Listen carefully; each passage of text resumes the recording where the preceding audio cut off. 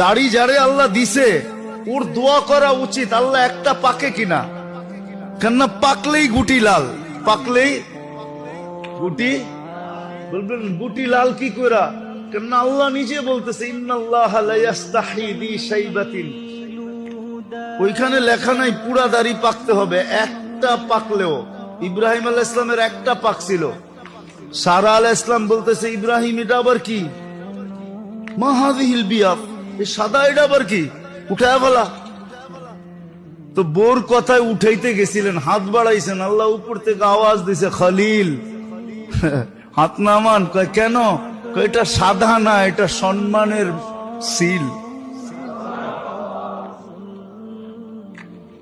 তোমাকে সম্মানিত করার চিহ্ন দিলাম, চিহ্ন সাদাটা সম্মানিতের চিহ্ন। তো যার দাড়ি উঠছে ও তো কাটবে দূরের কথা, ও তো সারাদিন খতম পড়াবে, একটা পাকে কিনা। যদি কয় পাকে কি জন্য, পাকলেই তো গুটি লাল, আল্লাহ লজ্জা করবে শাস্তি দিতে, আর কি দরকার।